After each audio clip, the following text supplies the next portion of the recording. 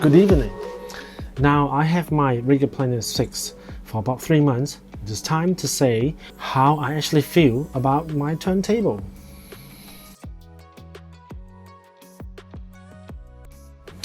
I have seen a forum somewhere mentioning about the plinth is sagging or not flat. I think the person who started the topic in the forum received his turntable in about a week or about just a month. The middle of his turntable is actually sagging, so it's not flat. After having my P6 for 3 months, it's been really flat. There's no sagging at all.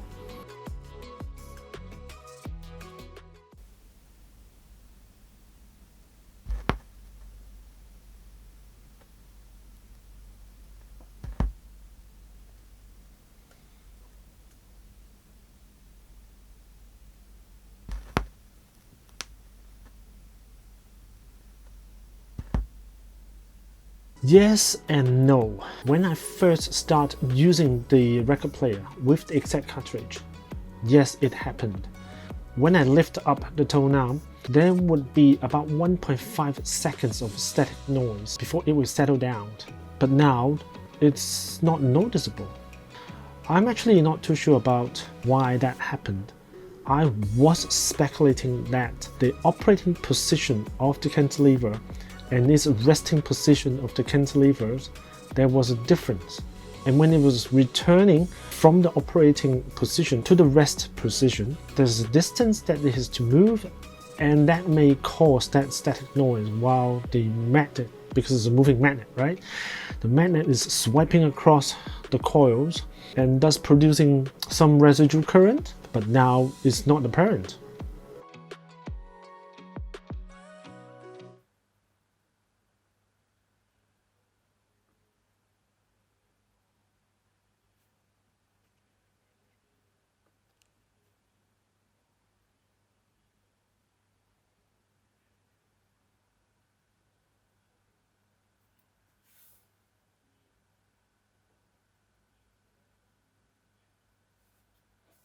Again, looking at some YouTube videos as well as some other discussions in the forums, setting the anti-skate to 0 when the tone arm is in equilibrium, it wouldn't stay like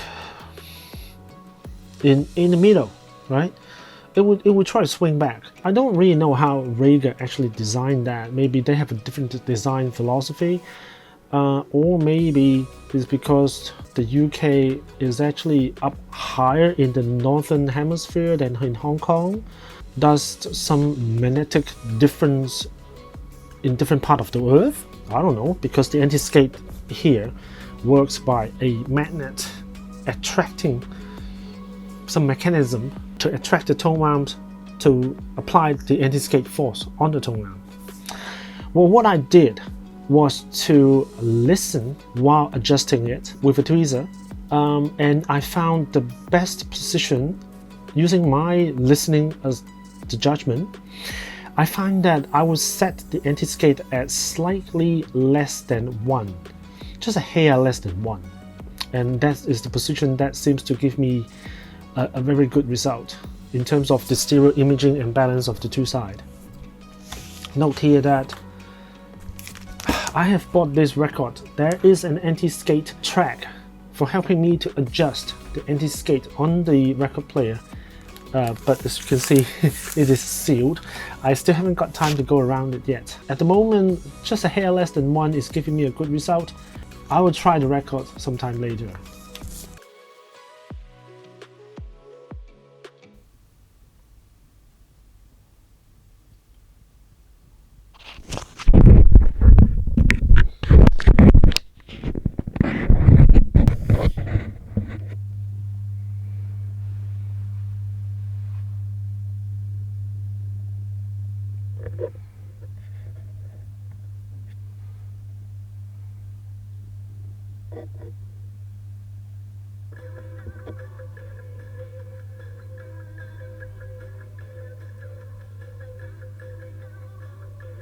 Yes, you just heard the test that I made. And yes, if I put my ear around there, I still couldn't hear any motor noise.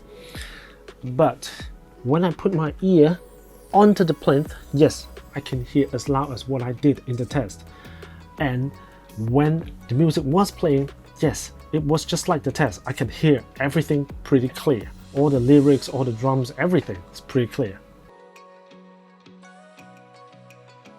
I made the hum noise test in the midnight, and it was really quiet in my room. That was really fortunate. And the new power supply was actually placed about 3 feet away from the record player.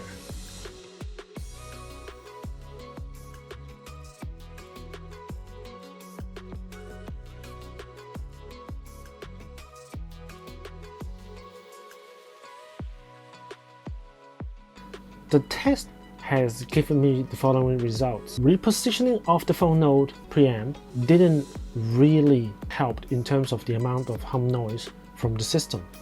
It was the same whether I placed it close to the record player or a bit further away from the record player. In both cases, when I tested with the normal listening level, the hum noise was really not audible.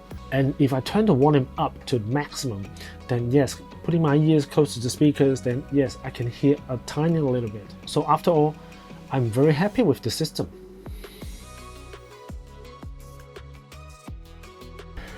The fit and finish is fine to me. Does it have the finish of like a high-end turntable? No, not exactly. It is not a heavyweight contender.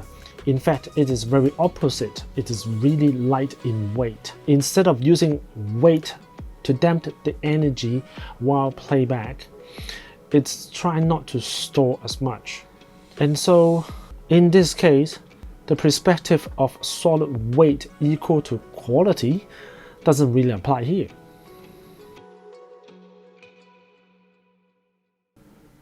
One of the system would be Goldman Studio with T3F tone arm, a Benz micro cartridge linked to a Griffin or Gryphon phono preamp, then an audio research reference preamp to the Griffin or Gryphon Antillean Solo, powering the Wilson Audio Grand Slam speakers. The room size was about 500 square feet.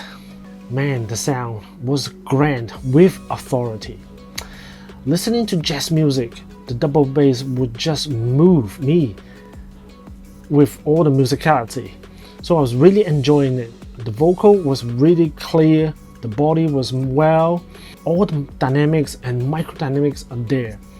The sound was realistic and musically engaging. It was wonderful. The second experience would be a Vandenhauer Grasshopper MC cartridge on an SME5 tone amp on the Soter Sapphire turntable. It was the Mark Levinson number 25 phono pre and then the number 26S preamp, powering a Petworth valve amplifier, driving the Infinity IRS5 loudspeakers. The bass is driven by its servo amplifier. Yes, you heard me right, the phenomenal Infinity IRS5 speakers. That experience was totally unforgettable. The orchestra size, listening to orchestras, the size is just like right in front of me. I was kind of like 6th to 7th row away from the conductor. The size, the depth, the scale is just so correct and live like real. The Grasshopper MC cartridge is giving me every detail, every micro expressions, all the expressions from the performers, all the dynamics, dynamics are there. It was grand, it was elegant, it was totally unforgettable. That system, that cartridge, simply just set apart what mid-grade audio cannot give at all. The taste, everything is just, the presentations is totally unforgettable. Now back to the P6. Of course, it couldn't stack up with those high-end turntable systems that I mentioned previously, but not too far. Sometimes I use my LCDX to listen to music from the turntable, and sometimes I use loudspeakers to do so. And I'm having a very satisfied result from the turntable. What it does is that it is very even in sound. It is very neutral and even from top to bottom. The sound is very coherent as well. Coherence in terms of its speed as well as its sonic characteristics from top to bottom. The top end and bottom end extension is very good as well. Now, when listening to music, it has a very good rhythm and pace, and actually moves me and keep me listening to music all the time. It is very even in terms of sounding. That some may say how the high frequency is, some may say how the mid is, some may say how the low is, how the vocal stands out, or what, etc., etc. Here, everything is very coherent and work together as one. I don't really feel that something is stand out or something is bold, nor something that is lag behind or shied or lay back. I'm actually very surprised with what this turntable can give me, what the exact cartridge can extract out of the grooves, because I can't really say I have a really good placement for the turntable. I'm actually just leaving it on the IKEA coffee table, but even so, it is giving me great music expressions and everything. The presentation and the music expressions from this turntable is actually doesn't feel cheap at all. In fact, it is quite classy.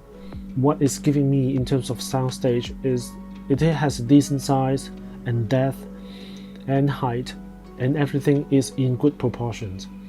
One thing I do notice that it will need a really good phono stage to go with it. First, I was trying the sheet many. First, I was trying the many. First, I was trying the many little preamp. The preamp was really quiet. Speed and pace was good, but lack of absolute definitions. So I thought, is that all the whole system is going to give me? Luckily, I found myself another Valve phono preamp, and that just opens everything up.